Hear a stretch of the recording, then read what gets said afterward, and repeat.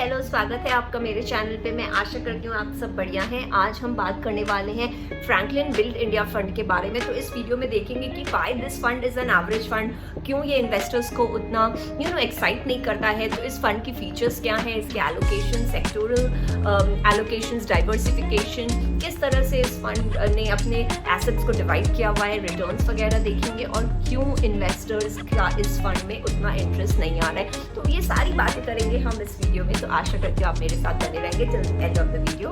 तो आइए शुरू करते हैं आज का video on Franklin Build India Fund. Why is it a boring fund in my view. तो Franklin Build India Fund is an infrastructure fund. ये एक इंफ्रास्ट्रक्चर फंड है और इसकी एक काफ़ी लंबी हिस्ट्री है, काफ़ी टाइम। फंड का प्रॉब्लम तब से शुरू हुआ जब फ्रैंकलिन के जब funds ran into an issue, जब रिडम्पशंस अलाउ नहीं कर रहे थे, तब इस फंड की प्रॉब्लम शुरू हुई। तब जाकर इन्वेस्टर्स का इस फंड से थोड़ा थोड़ा ट्रस्ट उठने लगा। हालांकि फंड ने काफ़ी हद तक अपने पैसे रिटर्न किए हैं इन्वेस्टर्स को, लेकिन इतने कोर्ट केसेस और एक बार वो रेपुटेशन थोड़ा गड़बड़ा जाता है तो it leaves a sour taste in the mouth of investors. तो वही हुआ है इस फंड के साथ, जहां एक तरफ फंड ने पैसे वगैरह रिटर्न किए हैं अपने इन्वेस्टर्स के, फिर भी अब एक इन्वेस्टर इस फंड में इन्वेस्ट करने के पहले 10 बार सोचेगा कि कहीं फिर से वही नहीं हो जाए। क्योंकि कोविड के टाइम में डेट फंड मैनेजर्स रैन रिस्की बुक्स और दे वर कॉर्नर्ड ड्यूरिंग दैट टाइम। तो इस वजह से काफ़ी इन्वेस्टर्स इस फंड में इन्वेस्ट करने से हिचकिचाते हैं। लेकिन देखते हैं हम इसके फीचर्स वगैरह, एक्सपेंसेस वगैरह किस तरह के हैं। तो ये भी एक average run of the mill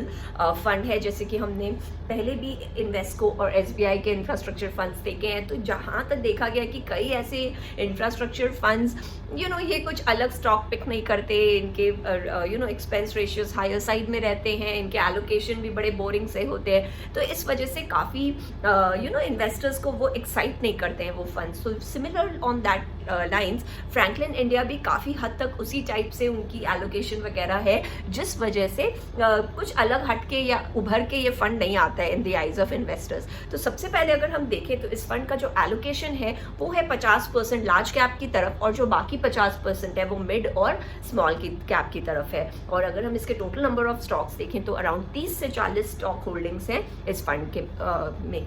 इसका जो लार्जेस्ट सेक्टर एलोकेशन है वो है टुवर्ड्स कैपिटल गुड्स। तो सबसे पहले कि जैसे इंफ्रास्ट्रक्चर थीम है तो सबसे जो बड़ा इनका सेक्टोरल एलोकेशन है वो कैपिटल गुड्स में है।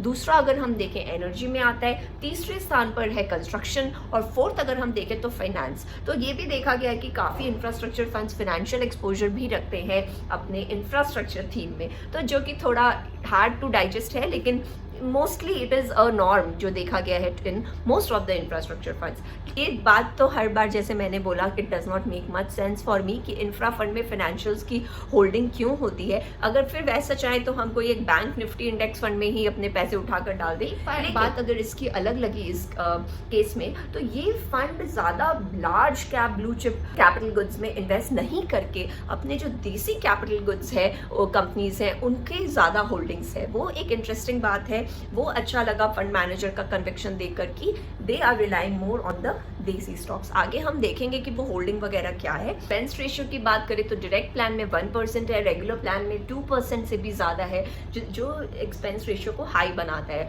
लेकिन ये भी आप देखें तो जो मोस्ट ऑफ द पुराने फंड्स हैं उनकी एक्सपेंस रेशियो थोड़ा हायर साइड में ही रहते हैं। अगर आप इसको कंपेयर करें जो न्यू एज फंड्स हैं जैसे क्वांट हो गया, नावी हो गया, they are giving us much better returns at a lower expense ratio. तो ये भी इन्वेस्टर्स अपने जहन में रखें कि जब आप इन्वेस्ट करने जाएं तो एक्सपेंस रेशियो पर एक नज़र डालें और उसको आप फिर वैलिडेट करें कि जो ये रिटर्न्स ये फंड दे रहा है क्या उसके लिए वो एक्सपेंस रेशियो जायज़ है। उसको कंपेयर करें और पीयर्स के संग कि जो दूसरे इसी थीम के फंड्स हैं उनका एक्सपेंस रेशियो किस तरह से, उनके रिटर्न्स वगैरह कैसे। तो very important in my view, अगर आप इस तरह से आप एनालिसिस करें तो आपको एक काफ़ी अच्छा कॉम्प्रिहेंसिव अक्रॉस द इंडस्ट्री आपको देखने को मिलेगा। तो मेरे विचार से एक्सपेंस रेशियो इस फंड का काफ़ी हाई है। अगर आप इसकी AUM साइज देखें तो वो है 1200 करोड़, वो भी it makes it a larger fund in our country. और इस फंड की एग्जिस्टेंस अगर हम देखें तो इट इज़ अराउंड 14 ईयर्स, 14 साल से ज़्यादा से ये फंड इन एग्जिस्टेंस है। लार्जेस्ट अगर हम इस फंड की होल्डिंग्स देखें तो L&T, ICICI, NTPC, Reliance, Bharti, इस टाइप की कंपनीज पे इस फंड का फोकस है। तो ये अगर हम जो आप होल्डिंग्स देखें ये कोई बहुत डिफरेंट नहीं है, it is mostly same across most infra funds.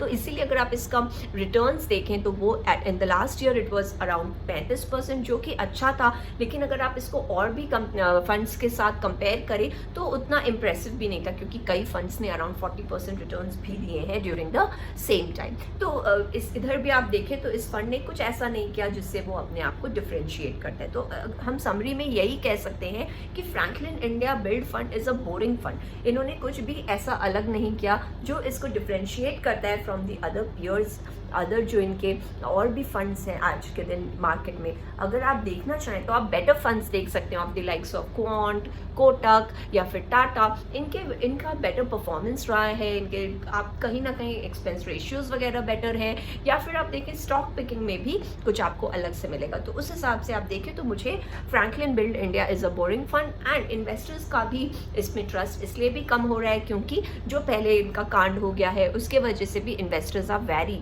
इसमें इन्वेस्ट करने से थोड़ा घबरा रहे हैं। तो आप क्वांट फंड मेरे ख्याल से सबसे बेस्ट है, क्योंकि इसका जो कॉस्ट है वो भी कम है और रिटर्न्स भी बेटर है। तो ये इन्वेस्टर्स को ध्यान रखना चाहिए कि जो पुराने फंड हाउसेज हैं they are milking the investors, ये बहुत फ़ायदा उठा रहे हैं, उतना रिटर्न्स भी नहीं दे पा रहे हैं। बल्कि आप न्यू एज ये फंड्स को देखें तो इनका कॉस्ट वगैरह कम है और इनकी रिटर्न प्रोफाइल भी अच्छी है। So that was all from my side. I hope you like my video पसंद आए तो लाइक करें, मेरे चैनल को सब्सक्राइब करें, दोबारा ज़रूर से आएँ। I hope to see you again. Subscribe करने के लिए नीचे जो ग्रीन ग्लोब दिख रहा है उस पर क्लिक करें, और मैंने और भी इंफ्रास्ट्रक्चर फंड्स पे रिव्यू किया है, अगर आप इंटरेस्टेड हैं तो ऊपर वाले लिंक को क्लिक कर सकते हैं। मैं आशा करती हूँ आपका दिन मंगलमय हो। Thank you.